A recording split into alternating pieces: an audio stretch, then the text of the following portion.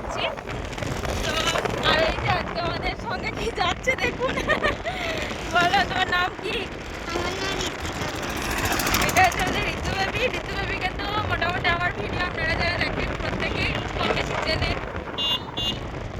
এই রাস্তাটার মানে কোপাই থেকে বোলপুর যাওয়ার এই রাস্তাটার দুপাশে খুব বড় বড় বাড়ি বা ধরুন পরপর অনেকগুলো বিল্ডিং আপনি খুব কমই দেখতে পাবেন।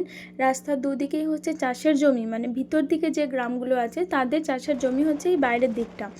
আর জমিগুলো এখন সব সবুজ হয়ে আছে, দেখতে এত সুন্দর লাগছে। ধান গাছগুলো এক হাঁটু পর্যন্ত বড় হয়েছে, তো হাওয়াতে বেশ নড়ছে, খুব সুন্দর লাগছে দেখতে। মানে একটা ভালো আই ম্যাসাজ আর কি। আমরা তো সবুজ এখন খুব কমই দেখি। এই যখন গল্প করতে করতে আমরা পৌঁছেও গেছি। উনি আমাদেরকে সকালেই ফোন করেছিলেন যে তোমরা কি টোটো নিয়ে আসছো নাকি আমি ঠিক করে দেবো। বললাম ঠিক আছে, যদি আপনি ঠিক করে দিতে পারেন তাহলে তো ভালোই হয়। টোটোটা উনিই ঠিক করে দিয়েছেন, আমাদেরকে আর সেটা সেসব নিয়ে কোনো কিছু চিন্তা ভাবনা করতে হয়নি। আমরা শুধু এসে দেখি ঋতু বেবির লুকটা আপনারা সবাই দেখুন একবার, ড্রেসটা কি সুন্দর হয়েছে।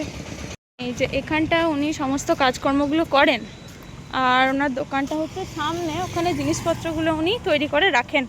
চলো ঋতু বেবি চলো। যে আমাদের সন্ধ্যে চললো।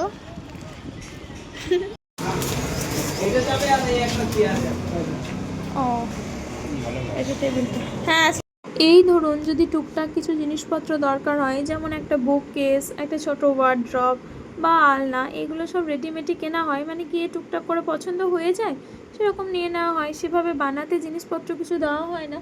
তো এই জেঠুর কাছে আমাদের প্রথম এটি বানাতে দেওয়া, এই স্টাডি টেবিলটি আর চেয়ারটি।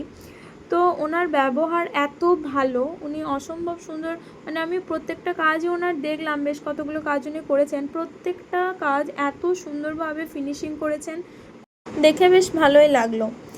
আর ওনার ঠিকানাটা আমি আপনাদেরকে দিয়ে রাখছি, যদি কখনো আপনাদের কোনো কাজে লাগে। বনডাঙ্গা বাস স্ট্যান্ডে, অ্যাকচুয়ালি রাস্তার ওপরেই উনি কাজকর্মগুলি করেন, মানে রাস্তা দিয়ে পেরিয়ে গেলেই আপনি দেখতে পাবেন, সেরকম কোনো অসুবিধা হবে না। আমরা ওনাকে বলেছিলাম যে আপনি তাহলে হয়ে গেলে টেবিলটা যখন কমপ্লিট হয়ে যাবে, টেবিলটা চেয়ারটা, তাহলে আমাদেরকে ফোন করেন। এবার আমাদেরকে উনি ফোন করে বললেন তাহলে তোমরা কি টোটো নিয়ে আসছো। এবার আমরা ভেবেছিলাম ওখান থেকে টোটো নিয়ে আসবো, তাহলে আমরা টোটোতে চেপে চলে আসবো এবং টেবিলটা, চেয়ারটা আর টেবিলটা, এই বসার দুটো যে সিটটা আছে সেখানে হয়তো হয়ে যাবে, পাশে আমারও বসা হয়ে যাবে আর ভাই সামনে বসবে, এরকম ভেবে আমরা ভেবেছিলাম।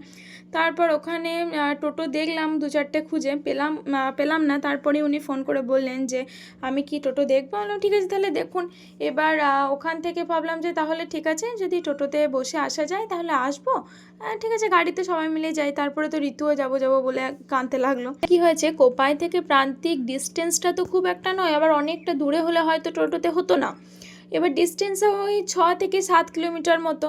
তাই ভাবলাম ঠিক আছে টোটোতেই, আর হালকা জিনিস তো, মানে খুব একটা বড় কিছু নয় তো। এটা যদি আবার বড় আলমারি হতো বা বড় ডাইনিং টেবিল হতো তাহলে হয়তো হতো না, টোটোটার ভরসাটা হয়তো এতটা করা যেত না তখন।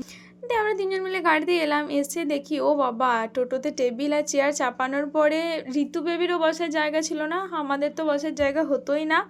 মানে যদি ওখান থেকে টোটো নিয়ে আসতাম তাহলে আমাদের খুব প্রবলেমই হতো। ভগবান যা করেন মঙ্গলের জন্যই করেন, তো ভালোই হলো। এদিকে উনিও টুক করে একটা টোটো খুঁজে দিলেন, পেয়েও গেছেন। আর আমরাও গাড়ি নিয়ে এসেছি, তাহলে ধরুন সবারই যাওয়া হলো, নাহলে শুধু যে টোটোতে চেপে যাব এগুলো, মানে এই ভাবনাটা ভেবে এলে তো একদম হয়ে যেত। তাহলে চলুন, এখানকার কাজ তো মোটামুটি শেষ হয়ে গেছে, এবার আমরা বাড়ির দিকে রওনা দিয়েছি। তাহলে ভিডিওটা আজকে এখানেই শেষ করছি। আপনারা প্রত্যেকেই সুস্থ থাকবেন, ভালো থাকবেন। আবার দেখা হবে নেক্সট কোনো ভিডিওতে। আর ভিডিওগুলি যদি আপনার ভালো লাগে তাহলে চ্যানেলটিকে সাবস্ক্রাইব করতে পারেন।